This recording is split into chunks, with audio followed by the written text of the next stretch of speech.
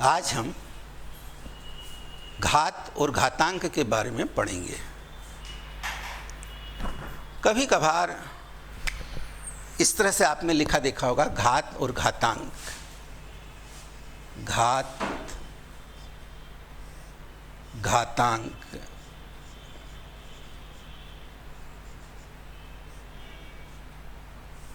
ये गणित का एक शब्द है। घात और घातांक क्या होता है? जैसे मान लीजिए आपने लिखा है 3 गुणित 3 गुणित 3 गुणित 3 गुणित 3। देखिए गुणा में 3 कितने बार आया है? 1 2 3 4 5। तो इसको हम लिखेंगे 3 की घात 5। इसको क्या बोलेंगे हम? 3 की घात 5। इतना बार बार नहीं लिखते हुए इसको शार्ट में लिखेंगे 3 की घात 5। यदि मान लो ये होता 7 गुणित 7 गुणित 7 गुणित 7 गुणित 7, कितनी बार? 50 बार। ये 7 कितनी बार आता? 50 बार। 1 2 3 4 5 तो लिखते बहुत टाइम हो जाता। तो हम इसको क्या लिखेंगे शार्ट में? 7 की घात 15। देखिए थोड़ा सा यहाँ ध्यान देना है। ये जो नीचे रहता है आधार, इसको, इसमें 3 क्या है? आधार। इस प्रश्न में 3 क्या है? 3 है आधार। और घात है 5। तो घात का जो अंक होता है वो घातांक कहलाता है। ये जो घात का अंक यहाँ क्या है? 5। तो 5 क्या हो गया? घातांक। घात का अंक घातांक। यहाँ नीचे क्या है? 7। तो ये हो गया 7 क्या हो गया? आधार।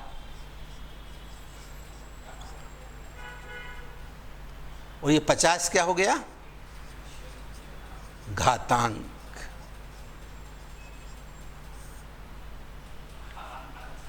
घात और घातांक। घात और घातांक की कल्पना भी अपने अंक के बारे में ली। अब बीजीय में लेते हैं। यदि कहा जाए x गुणित x गुणित x गुणित x, x कितनी बार लिखा है हमने गुणे में? 1 2 3 4 बार। तो इसको अपन क्या लिखेंगे? x की घात 4। हमेशा ख्याल रखिए कि घातांक हमेशा आधार के ऊपर रहेगा, दाहिने हाथ की ओर। कई बार यदि आपने इसको पास में लिख दिया, 3 की घात 5 को यदि आपने जल्दबाजी में ऐसा लिख दिया तो ये 35 हो गया, 35 हो गया। तो गणित में सबसे ज़्यादा सावधानी रखनी होती है लिखने में। जल्दबाजी में आप बोर्ड से उतार लेते हैं, 3 की घात 5 को जल्दबाजी में आपने 35 लिख लिया। और बाईं ओर जो रहता है वो गुणांक होता है। जैसे मैंने लिखा 2x, तो ये 2 को कहते हैं गुणांक। x में 2 का गुणा है, इसलिए 2 को गुणांक कहेंगे। जब गुणांक और गुण की चर्चा करेंगे तब इस पर चर्चा होगी।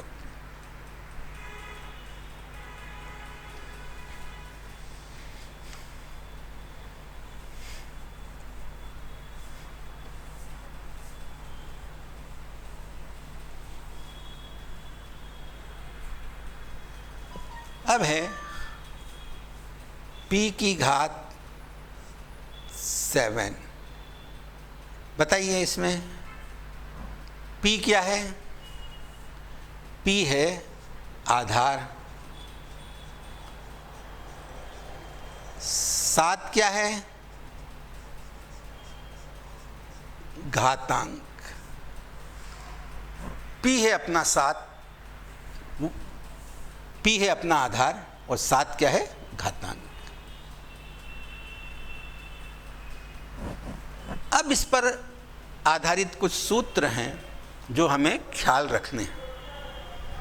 उनको एक एक करके अपन सिद्ध करेंगे कि ऐसे सूत्र कैसे बने।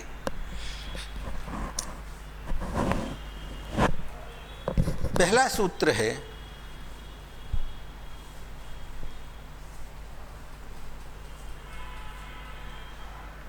फर्स्ट, पहला x की पावर m इंटू x की पावर n बराबर x की पावर m प्लस n। पहला सूत्र क्या कहता है? x की घात m गुणित x की घात n बराबर x की घात m प्लस n। पहला सूत्र, जहाँ m और n पूर्णांक संख्याएं हैं और x वास्तविक है। अभी इस पे सामान्य चर्चा करेंगे। जब बड़ी क्लासों में जाओगे तो आप देखेंगे कि वास्तविक संख्या क्या होती हैं, परिमेय संख्या क्या होती हैं, अवास्तविक संख्याएं क्या होती हैं। अभी इस पर ज़्यादा चर्चा न करते हुए केवल आपको इतना ही याद रखना है, x की घात m गुणित x की घात n बराबर x की घात m धन n। नियम क्या कहता है? यदि आधार एक ही हैं तो घातांकें जुड़ जाती हैं। यदि संख्या का आधार एक ही है, समान है, तो घातांकें जुड़ जाती हैं। जैसे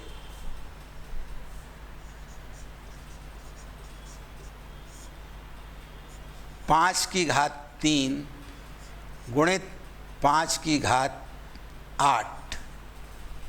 देखिए यहाँ दोनों ओर आधार क्या है, नीचे इधर भी 5 उधर भी 5, तो ये घातांकें आपस में जुड़ जाएंगी। आपको लिखना पड़ेगा 5 की घात, कोष्टक में लिख देता हूँ मैं ये, 3 + 8, 3 और 8, 5 की घात 11, 5 की घात 11। अब देखिए, घात का मतलब होता है वो संख्या कितनी बार गुणा में आई है। अब ये देखिए, 5 की घात 3 का मतलब है 5 की घात 3 गुणित 5 की घात 8। इसका मतलब क्या है? इस 5 की घात 3 का मतलब 5 गुणित 5 गुणित 5 कितनी बार? 3 बार। फिर गुणे का चिन्ह, इस 5 की घात 8 का मतलब है 5 गुणित 5 गुणित 5, 4, 5, 6, 7 और ये 8। कितनी बार आया? 1 2 3 4 5 6 7 8। अब गिनिए कितनी बार टोटल 5 आ गया। 1 2 3 4 5 6 7 8 9 10 11। ये हो गया 5 की घात 11, क्योंकि 5 कितनी बार गुणा में आया? 11 बार। तो ये सूत्र कहता है कि x की घात m गुणित x की घात n बराबर x की घात m प्लस n। यदि ऐसा होता, जैसे 5 की घात 20 गुणित 5 की घात 48, तो कितना लंबा काम हो जाता है। इसको 5 गुणित 5 20 बार लिखते हैं, 5 गुणित 5 48 बार। तो सूत्र प्रथम के द्वारा, प्रथम सूत्र द्वारा इसका मान हो जाएगा 5 की घात। पर ध्यान देना, दोनों के आधार समान होना चाहिए। यदि आधार समान नहीं है तो यह सूत्र लागू नहीं होगा। 5 की घात 20 धन 48, 20 धन 48, 5 की घात 68, 68, 5 की घात 68 कितना हो जाएगा? 5 की घात 68। तो 68 बार अपने को लिखना पड़ता। दूसरा सूत्र है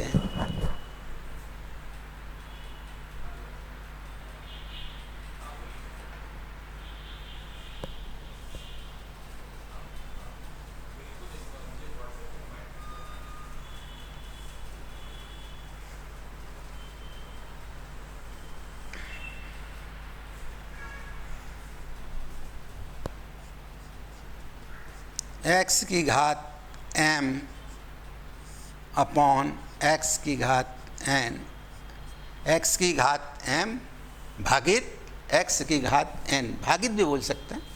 तो ये हो जाता है x की घात m माइनस n।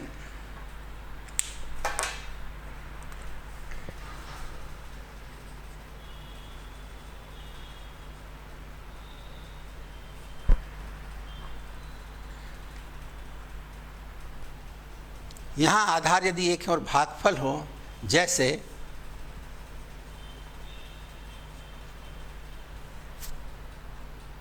आठ की घात 5 बटे 8 की घात 3, तो ये सूत्र से हो जाएगा। दोनों के आधार समान हैं। 8 घातांक इसमें क्या है, 8 का घातांक क्या है 5, इसमें 8 का घातांक क्या है 3। तो अंश के घातांक में से हर का घातांक घट जाएगा और ये हो जाएगा 8 की घात 5 ऋण 3 या 8 की घात 2। यदि कहें इस प्रश्न का मान निकाल लिए तो आपका मान आ जाएगा 8 गुणित 8 बराबर 64।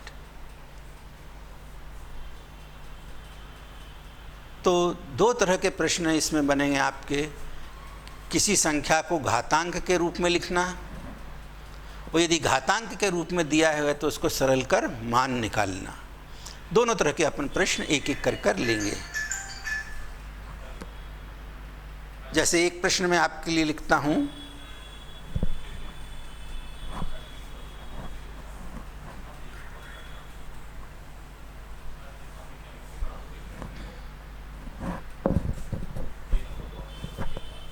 प्रश्न पहला,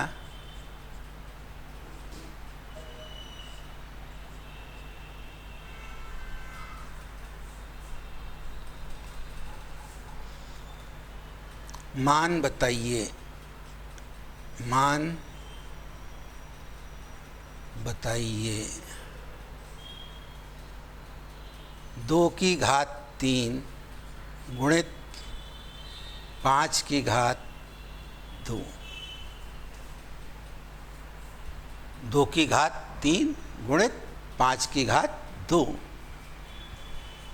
तो हम इसे क्या लिखेंगे, 2 इंटू 2 इंटू 2। 2 की घात 3 को हमने ऐसा लिखा, 2 की घात 3, 2 गुणित 2 गुणित 2 3 बार, 3 टाइम्स, गुणे का चिन्ह इंटू 5 इंटू 5। अब यहाँ जब हम लोग कॉपी देखते हैं तो 2 तिहाई 6 आप लिखते हैं, 6 लिख देते हैं। 2 दूनी 4, तो आपको आगे बढ़ना है इसी तरह। 2 दूनी 4 दूनी 8, 2 तिहाई 3 बार गुणा नहीं है, 3 से गुणा नहीं है। ये गलती बहुत कापियों में मिलती है और अक्सर कई बच्चे ये के बोलते हैं 2 3 बार गुणा हुआ तो 2 तिहाई 6।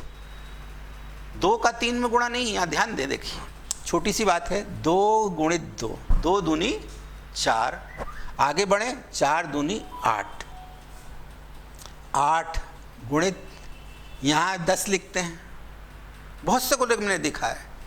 5 गुणित 5 बराबर 25, बराबर 25 का 8 में गुणा या 8 का 25 में गुणा। क्रम विनिमय नियम लागू होता है गुणन के लिए। 25 अट्ठे 200, 200। ये इसका रिजल्ट। मान बताइए। अब आपको बिल्कुल केवल रटना नहीं किसी चीज़ को। मान लो उसने कहा सरल करिए, सरल करें।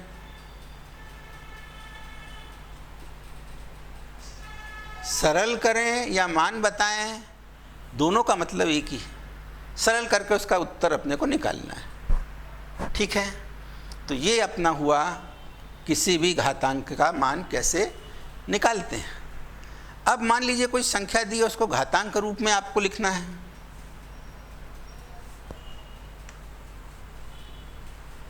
तो कैसे लिखते हैं? जैसे प्रश्न है दूसरा, 625 को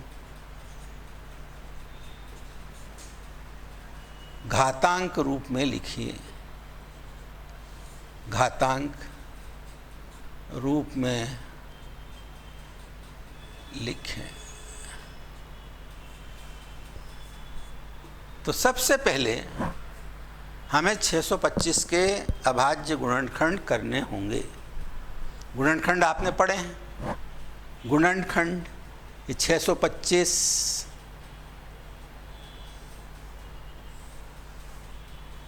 5 से विभाजित होगा। गुणनखंड में हम हमेशा अभाज्य संख्या से गुणनखंड करते हैं। 2, 3, 5, 7, 11 ये अभाज्य संख्याएं हैं।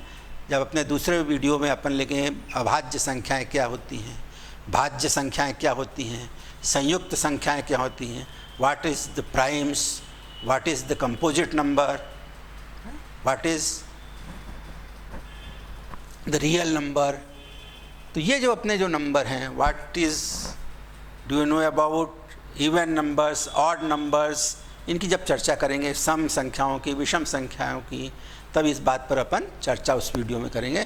तो ये 5 से अपन ने काटा, गुणनखंड किया, पूर्णतः भाग चला जाएगा तो हम कहेंगे ये इसका एक गुणनखंड आ गया।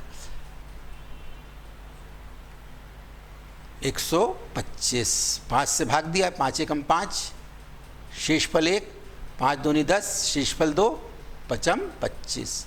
फिर 5 से दिया, फिर 5 से दिया, फिर 5 से दिया, और ये इसके पूरे गुणनखंड हो गए।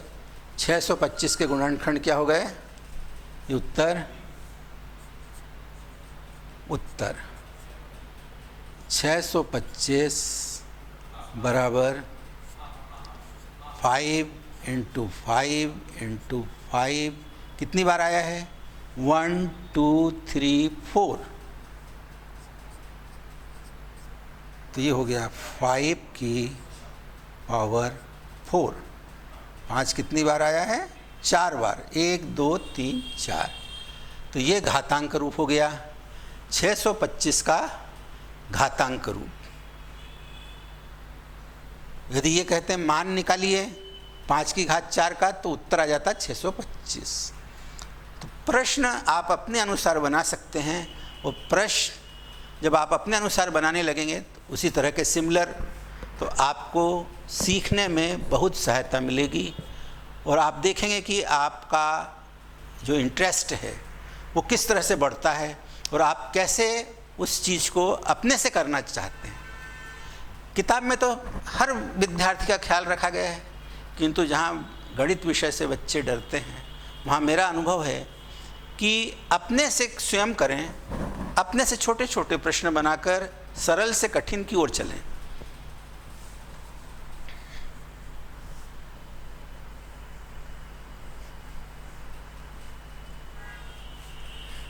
जैसे है मान बताइए, मान बताइए। 2 की घात 7 पहला, 7 की घात 3 तीसरा, 5 की घात 5 चौथा, 2 ले चुके हैं, इसको अलग चेंज कर देते हैं। 8 की घात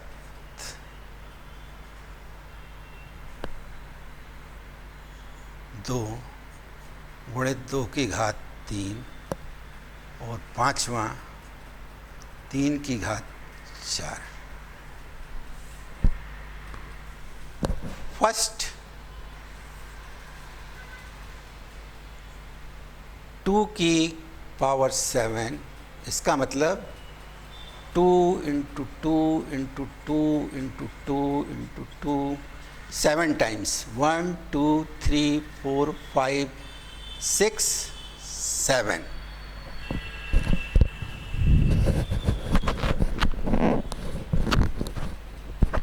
सेवन टाइम्स। 2 दूनी 4 दूनी 8 दूनी 16 दूनी 32 दूनी 64 दूनी 128।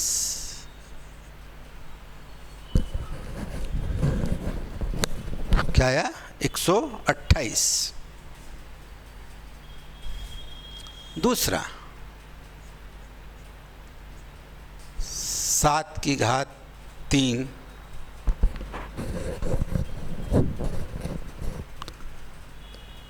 7 गुणित 7 गुणित 7। 7 का 3 में गुणा नहीं है, या फिर देखिए 21 छूटते बराबर नहीं बोलना है। 7 7 49 गुणित 7। 7 9 63 6 7 चौक 28 6 34।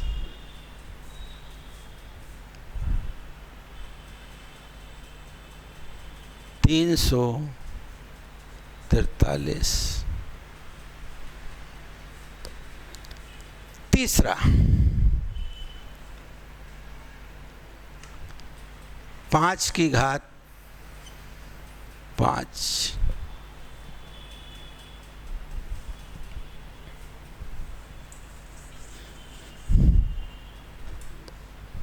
Is equal to 5 into 5 into 5 into 5 into 5।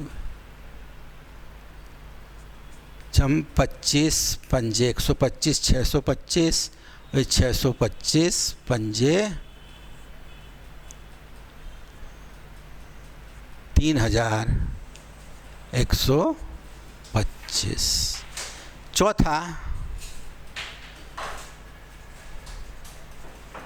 8 power 2 2 की power 3 8 into 8 2 times into 2 into 2 into 2 3 times 64 64 गुणित 8 2 दूनी 4 दूनी 8 चौक 32 की 2 हासिल का 3 6 8 48 51 512। और अंतिम फिफ्थ 3 की power 4 is equal to 3 into 3 into 3 into 3 3 तिहाई 9 तिहाई 27 तिहाई 81 81। तो ये हमने देखा किस प्रकार से सरल करते हैं घातांकों के मान को। इसका उल्टा 5 प्रश्न आप उल्टे बनाएंगे। पहला प्रश्न लिख लीजिए, 128 को 2 की घात के रूप में लिखिए, ये उत्तर आपका हो जाएगा। दूसरा प्रश्न 343 को घातांक रूप में लिखिए 7 की घातांक के रूप में, तो 7 की घात 3, इसके गुणनखंड करने पड़ेंगे।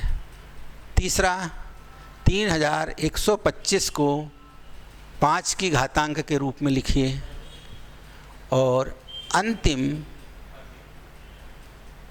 प्रश्न 512 को घातांक रूप में लिखिए।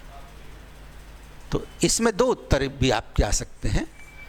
यदि आपसे पूछें कि 8 की घातांक के रूप में लिखे तो ये 8 है, 2 दूनी 4 दूनी 8, ये 8 हो गया, तो ये 8 की घात 3 इसका उत्तर हो जाएगा। ठीक है। और यदि कहे 2 की घातांक के रूप में लिखिए